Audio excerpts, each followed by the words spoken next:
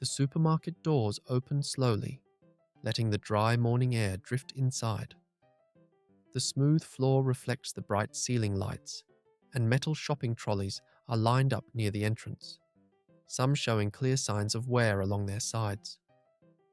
A person pushes one with a single hand, while the other adjusts a hat or holds a short shopping list, folded several times. The shelves are low and simply arranged, with packaging that does not compete for attention. The main sounds are footsteps, the soft rattle of trolley wheels, and short conversations spoken without hurry. Shopping is part of the day, not something that interrupts it. We are in Australia, in 1970. Supermarkets have already become a familiar place for families and workers, bringing together in one space what supports the household week.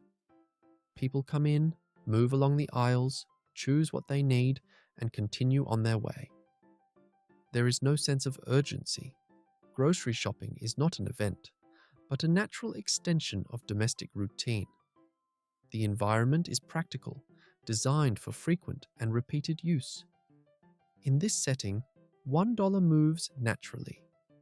It comes out of a pocket without drawing attention and does not require long calculations. It is simply part of the act of buying, just like pushing a trolley or lifting an item from a shelf. It passes through the hand, to the cashier, and returns as change or a receipt. The amount carries no special weight. It takes care of small needs without demanding attention. What could be taken care of right after entering the supermarket with $1? A few basic items for the day. They are placed in the trolley without hesitation, almost out of habit. The choice happens quietly. And if the intention was something simple for the first meal, milk, bread, or a familiar addition, the packages are taken from the shelf and set down carefully. The day begins to take shape there. Was there room for something beyond what was strictly necessary? Yes, a small extra item. Nothing eye-catching, just something that completes the routine. The trolley keeps moving lightly.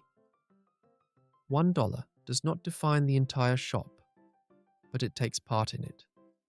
It does not end decisions or create tension. It simply follows the movement through the aisles, settling parts of the day in a quiet way.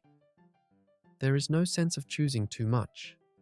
Many decisions seem ready before they are even thought through. Looking back today, what remains is not a precise list of what was bought, but the ease of the gesture.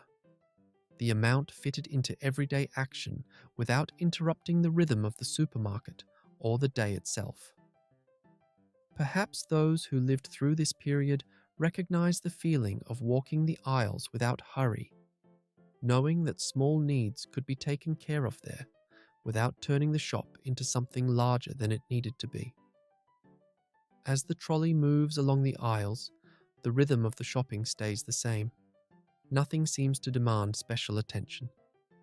The shelves hold familiar products, repeated week after week.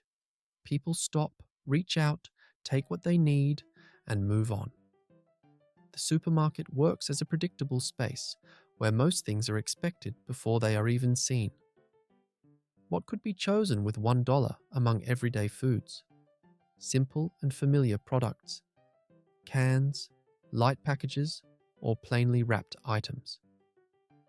Nothing stands out, yet everything serves a purpose.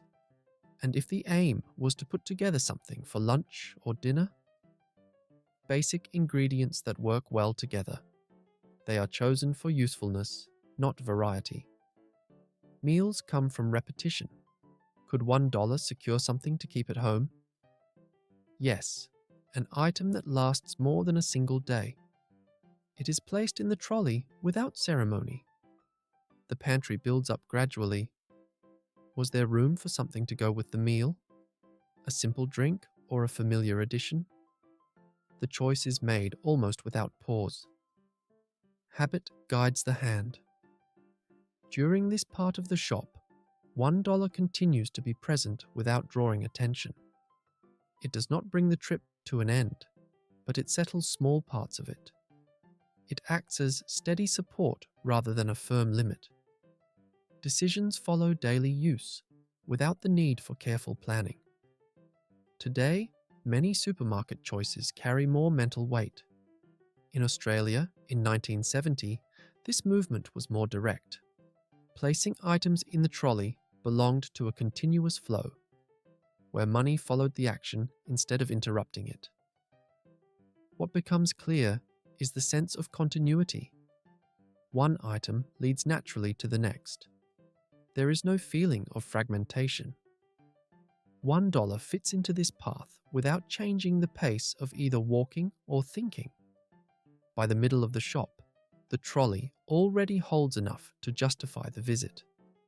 Nothing feels out of place. Each product has a clear role connected to the home and the day ahead. Perhaps those who remember this time recall that shopping was not a constant exercise in decision-making. Many choices were shaped by habit, repetition, and familiarity. Money simply followed along, quietly, without becoming the center of attention. After some time among the shelves, the shop moves into another stage. The trolley is no longer empty, but there is still space left. It rolls easily along the aisle, without effort. The lighting stays steady, and the sounds remain low. The setting does not change. It simply moves forward with the person doing the shopping. What could still be taken care of with $1 at this point? An item forgotten at the beginning. Something simple, remembered when passing a familiar aisle again. The thought comes without hurry. And if something was needed for immediate use? A basic product meant for the same day. It is placed in the trolley without extended thought. The need is obvious. Could $1 cover something practical for the house? Yes, an everyday item. Nothing too long-lasting, nothing unnecessary. Its purpose is clear. Was there room to adjust choices? Always. One item might go in, another might come out. The amount allows for this quiet adjustment. At this point, it becomes clear that $1 is not a final marker. It takes part in the shop as a flexible presence. It does not require everything to be decided at once. It allows for small corrections, changes of mind, and quick returns to an earlier aisle. Today, this kind of adjustment often demands more attention. In an Australian supermarket in 1970, it was part of the ordinary act of shopping. Money followed the line of thought rather than interrupting it. The trolley moves towards the final aisles. The choices made so far already meet the immediate needs of the household. There is no sense of having reached a visible limit. The amount spent does not weigh on the mind. What remains from this part of the shop is lightness. The supermarket does not become a place of constant calculation. It remains simply a stop along the day's path. $1 helps take care of small parts of that path without placing itself at the center. Perhaps those who lived through this time remember that many decisions were made without being noticed as important. They simply appeared and were resolved, supported by familiar and repeated gestures. The trolley approaches the checkout area, and the rhythm of the shop changes just enough to be noticed. The lines move slowly, without impatience. People place their items on the conveyor with familiar, almost automatic movements. The cashier processes each product, calls out amounts in a low voice, and moves on. The atmosphere stays calm, without urgency, as though this moment is simply another part of the day. What could still be settled with $1 at this final point? One last small item. Something placed near the checkout, chosen without much thought. The gesture is simple and direct. And if the total needed adjusting, an item could be removed without embarrassment. The decision happens quietly. Nothing feels final. Could $1 cover something for the way home? A A simple item meant to be used outside the house. It is paid for together with the rest. The day continues beyond the supermarket. At the moment of payment, the money passes from hand to hand without ceremony. There is no special focus on the amount. It does not dominate the experience. It simply belongs to it. The receipt is handed over, folded, and placed in a pocket or bag. The trolley moves towards the exit, now lighter than it seemed at the start. Outside, the light shifts slightly. The bags are placed in the car or carried home.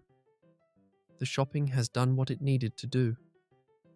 $1 has taken part in small moments of choice without ending the process or setting visible limits. Today, payment often marks a point of tension or mental closure. In Australia, in 1970, this ending was quieter. Money did not need to be replayed in the mind after being used. It dissolved into routine, just as the purchased items later found their natural place at home. What stands out is the ease of the end of the shop. There is no sense of excess or shortage, only the quiet certainty that what was needed has been taken care of. The supermarket stops being a place of decisions and becomes simply another point along the day's route. Perhaps those who lived in that time remember that leaving the supermarket did not mean carrying a concern forward. The shop did not linger in thought. It ended there, with the simple act of pushing the trolley outside and moving on. Leaving the supermarket, the day continues. The bags are placed on the car seat or carried home by hand. What was bought begins to serve its purpose almost straight away. Nothing feels temporary. In Australia, in 1970, $1 was not remembered as a separate moment, but as part of a sequence of small, ordinary gestures that supported daily life. Only with the distance of time does comparison appear, quietly. Today, in an Australian supermarket, $1 still exists, but its reach is shorter. It usually settles a single need, one specific item, and the gesture ends there. The amount no longer moves through several stages of the shop or follows the full path through the aisles. In 1970, $1 stretched across different moments of a visit to the supermarket. Not through careful planning, but through steady presence. It helped shape parts of the shop, allowed for quiet adjustments, and covered small needs without bringing the process to an end. Money followed the person's rhythm, not the other way around. The detail that quietly hurts lies in the reach of time. In 1970, $1 did not demand constant attention. It did not force choices to be broken apart or limits to be anticipated with every step. It dissolved into the experience of shopping, allowing focus to remain on the simple movements of the day. Going to the supermarket did not turn into a prolonged mental exercise. Today, that reach is shorter. The amount sets clear boundaries. It marks where a choice begins and where it ends. The time covered by a single gesture is smaller. Continuity gives way to small interruptions. There is no judgment in this observation, only the recognition that something in the relationship between money and routine has changed. The supermarket remains an everyday place, but the way of moving through it has shifted over time. In 1970, leaving the supermarket simply meant continuing the day. The shopping did not follow the person home in their thoughts. It ended with the payment. Money did its work and faded from attention, just as the items found their natural place in the house. Perhaps this is what makes it difficult to imagine today what it was possible to buy with $1 in an Australian supermarket in 1970. Not only because of the items themselves, but because of the calm way choices once fitted together. The value was not the center of the experience, it simply accompanied it. And perhaps those who lived something similar recognize that rhythm in their own memories. A time when small amounts supported whole parts of the day without needing explanation. If that memory exists, it likely returns quietly, in the same way those shopping trips once unfolded.